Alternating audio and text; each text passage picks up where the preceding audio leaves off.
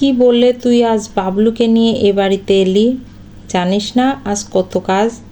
গোপালের পুজো, ভোগের আয়োজন, ঘরদোর মোছামুছি, গোছানো গাছানো, চারপাশে হাজার জিনিসপত্র ছড়িয়ে আছে।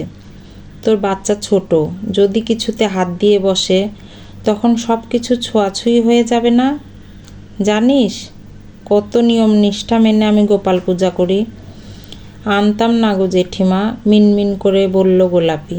বাবলুর বাপটা বলল আজকের দিনে কাজ পেয়েছে একটা, সারাদিনের কাজ করলে অনেকগুলো টাকা দেবে।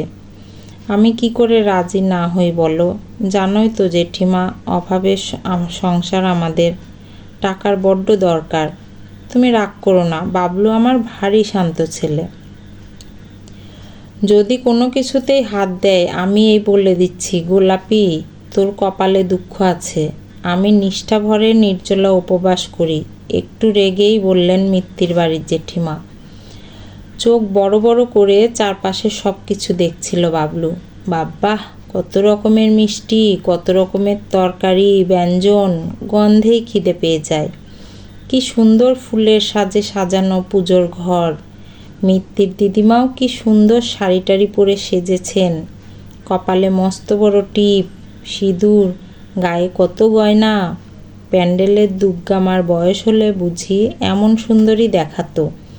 কি চকচকে মেঝে এদের, যেন আলো পিছলে যায়। সিলিংয়ের দিকে তাকিয়ে আর এক দফা চমকে যায় বাবলু। ও মা, কত বড় একটা আলোর ঝাড় ঝুলছে। এত বড় আলোর ঝাড় তো কেবল পূজা মণ্ডপে থাকে, বাড়িতে এরা আনলো কোথা থেকে? ছেলের রকম সকম দেখে চিন্তায় পড়ে গেছিল গোলাপি। আর যদি কোনো ঝামেলা হয় মিত্তির জেঠিমা মোটেও ছেড়ে কথা বলবে না। লুচিগুলো এক এক করে ভাজতে শুরু করেছে গোলাপি। জেঠিমা বলে দিয়েছেন গোপালের ভোগের সব লুচি ফুলতে হবে। কখন যে পাশ থেকে বাবলু উঠে পালিয়েছে এক মনে কাজ করতে করতে টেরও পায়নি সে। হঠাৎ মিত্তির জেঠিমার চিৎকারে তার টনক নড়ল। তাড়াতাড়ি গ্যাস বন্ধ করে ছুটে গিয়ে দেখল জেঠিমা বাবলুর কান ধরে দাঁড়িয়ে আছেন। বাবলুর ছোট্ট দু হাতে দুটো তালের বড়া।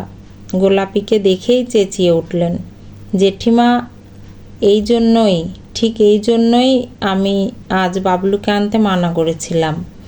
দেখ, ঈশ্বরের প্রসাদ ছুঁয়ে কি অনর্থটাই না করলো। কি বজ্জাত ছেলে, বারবার বারণ করলাম, সেই লোভে পড়ে প্রসাদ চুরি করতে এসেছে। আমার গোপালই এখনো খেলো না, গজগজ করতে থাকে মিত্তির জেঠিমা।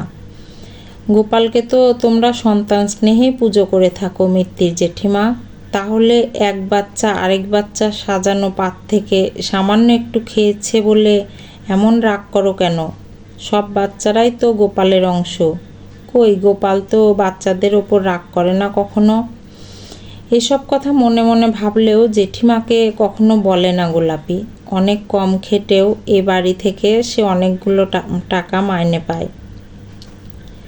তাই অন্তর ফেটে গেলেও জেঠিমার সামনে বাবলুর দুগালে দুটো থাপ্পড় দিয়ে বলে, এরপর একবারও যদি কোনো জিনিসে হাত দিয়েছ তবে আমার চেয়ে খারাপ আর কেউ হবে না। জানো, তোমার জন্য জেঠিমাকে আবার স্নান করতে হবে। বড়াগুলোই কি আর গোপালকে নিবেদন করা যাবে? সব শুদ্ধ ফেলেই দিতে হবে বোধহয়। তোর ছেলেকে একটু বোঝা, কি যে তোরা শিক্ষা দিস, যেখানে সেখানে কোনো সহবত বালাই নেই। বিরক্ত মুখে গজগজ করতে থাকেন মিত্তির জেঠিমা। চোখ রগড়াতে রগড়াতে গোলাপিকে জড়িয়ে ধরে পূজার ঘরের দরজার দিকে তাকিয়ে বাবলু বলে ওঠে, আমার কি দোষ?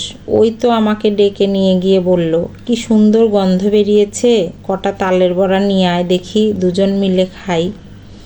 তাই তো আমি আনতে যাচ্ছিলুম। আমি কি তালের বড়া চিনি? শুধু শুধু তুমি আমায় মারলে। সেদিকে তাকিয়ে দেখতে যাচ্ছিল গোলাপি। ক্ষণক্ষণে গলায় বলে উঠলেন মিত্তির জেঠিমা, তোর ছেলের বাজে কথায় তুই আর কান দিস না বাপু। চুরি করে খেতে গিয়েছিল, এখন ধরা পেরে উল্টাপাল্টা কাহিনী বানাচ্ছে। যাই তাড়াতাড়ি স্নান করে আসি। কি বিচ্ছু ছেলে রে বাবা। হাতে ধরা তালের বড়া দুটো কেড়ে নিয়ে জানালা গলিয়ে ফেলে দে। অসহায়ের মতো দরজার দিকে তাকিয়ে থাকে বাবলু। সুন্দর পানা কালো ছেলেটা দিব্যি দরজা ধরে দাঁড়িয়ে ফিক ফিক করে হাসছে। ও হাতছানি দিয়ে ডাকে, কিন্তু সে কিছুতেই কাছে আসে না। বাবলু বুঝতে পারে না সামনে দাঁড়িয়ে থাকা সত্ত্বেও কেউ ওকে দেখতে পাচ্ছে না কেন। স্নান সেরে শুদ্ধাচারে ভারে ভারে সাজানো নৈবেদ্য দেখে সন্তুষ্ট চিত্তে আসন পিড়ি হয়ে গোপাল পুজো শুরু করেন জেঠিমা। পুজো সাঙ্গ হলে প্রসাদ নিয়ে যেতে বলায় কাঁদো কাঁদো মুখে বসে থাকা বাবলুকে জড়িয়ে ধরে অপেক্ষা করতে থাকে গোলাপি। চোখ বুজিয়ে মন্ত্র পড়তে হঠাৎ চমকে ওঠেন জেঠিমা।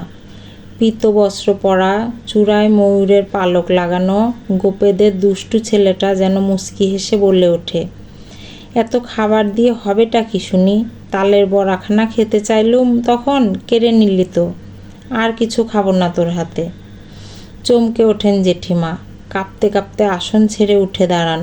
পূজা শেষ না করেই কাঁসার বগি থালায় সাজিয়ে নেন লুচি, আলুর দম, চাটনি, পরমান্ন, তালের বড়া, মালপোয়া, নাড়ু, মিষ্টি। চোখের সামনে এক থালা খাবার দেখে চমকে ওঠে, চোখ কসলায় বাবলু। এ কি, এগুলো সব তার? শুদ্ধ কাপড়েই বাবলুকে বুকে জড়িয়ে ধরে কাঁদতে কাঁদতে মৃত্যুর জেঠিমা বলেন, যা খেতে চায় ওকে খেতে দে রে গোলাপি। ওই যে আমার জ্যান্ত গোপাল রে। ওরে আজ আমার কি আনন্দের দিন। আজ যে গোপাল নিজে এসেছিলেন অন্তরের কলুষতা মুছে দিতে। দরজায় দাঁড়িয়ে সুন্দর ছেলেটা বাবলুর দিকে তাকিয়ে মুচকি মুচকি হাসে। বাবলু একগাল হেসে মাথা নেড়ে নেড়ে নাড়ু খায়। দোলায় দুলতে থাকে পুচকে গোপালের ঠোঁটে ফুটে ওঠে অনাবিল হাসি। গল্পের নাম দয়ানিধি, কলমে অনিন্দিতা দাস, কণ্ঠে লাবণী সাহা।